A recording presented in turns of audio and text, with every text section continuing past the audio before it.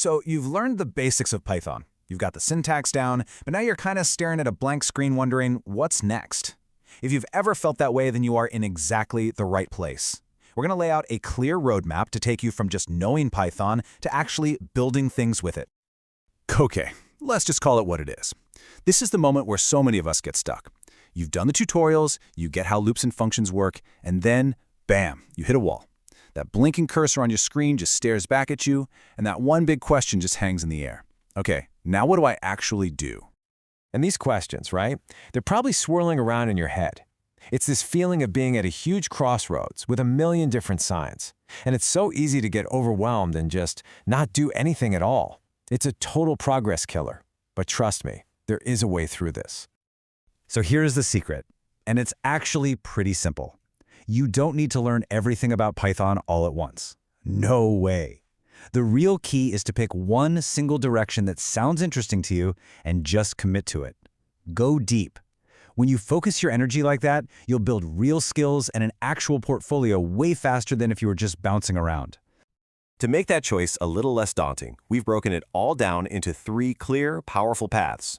Just think of them as the main highways you can take on your Python journey. Each one leads somewhere different, but all of them are going to build up your skills and, more importantly, your confidence. All right, first up we have path number 1, the web architect. This is for all of you who want to build the stuff we use on the internet every single day, from simple websites to really complex applications. So, is this you? Do you get excited by the idea of creating something that people can actually use in their web browser? Are you someone who just loves building systems and seeing your ideas come to life online?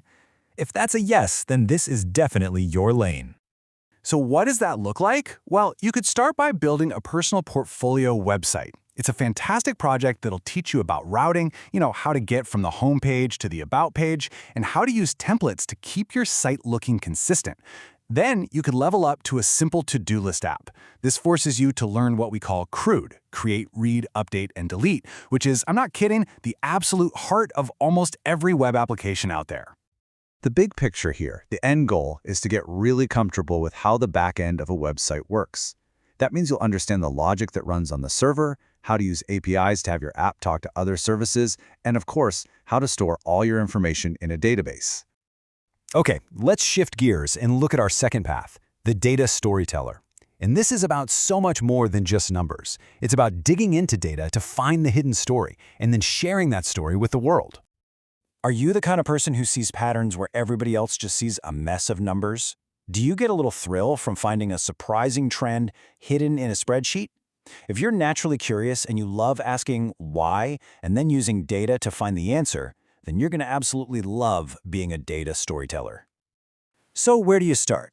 A great first project is a simple CSV data analyzer. It gets you using the most important data library out there, pandas, to do basic stuff like finding averages or the maximum value.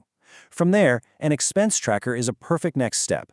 It'll teach you the single most important skill in data, cleaning up messy, real-world information. And then you get the fun part, making charts to actually see where all your money is going. The end game here is to master that whole data pipeline. You want to be able to take raw, messy data, whip it into shape, find the interesting insights, and, this is the crucial part, create beautiful visualizations and explain what it all means. You're basically becoming a translator between the world of raw data and human understanding. And that brings us to our third and final path. And I got to admit, this one's a personal favorite of mine, the automation wizard. This is where you use Python as a magic wand to make the computer do all your boring, repetitive tasks for you. It seriously feels like having a superpower. If you've ever been doing a tedious task and thought to yourself, ugh, there's got to be a better way to do this, well, this path is screaming your name. It's for the problem solvers, the efficiency geeks who want to build little tools that make a real, immediate difference in their own lives. So what kind of magic are we talking about? Imagine a script that automatically cleans up your messy downloads folder and sorts everything into neat subfolders for you. That's an amazing first project, and it teaches you how to work with files and directories in Python. Or how about a web scraper? A script that can go to a website and pull down all the specific information you need. That's a game changer, and it introduces you to some essential web libraries.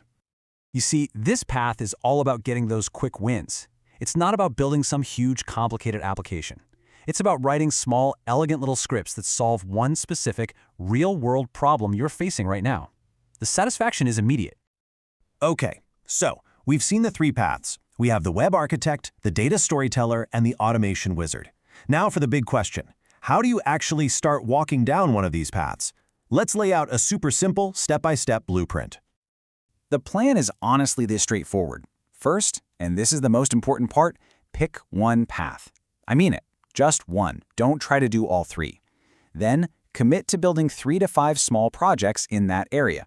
As you finish each one, write up a little explanation of what it is, we call that a README file, take some screenshots, and push all that code up to your GitHub profile. And just like that, you started building your portfolio. Now, let's talk about the traps we all fall into. The common mistakes are things like just watching tutorials without coding along, jumping between all the paths, and never actually finishing anything. And the biggest one, waiting until you feel ready. On the flip side, the effective habits are what really move you forward. Coding with a project in mind, going deep on that one path you chose, and please, pushing your code to GitHub even if you think it's messy. Because here's the thing, you don't wait to be ready, you become ready by building. Let's bring this all home.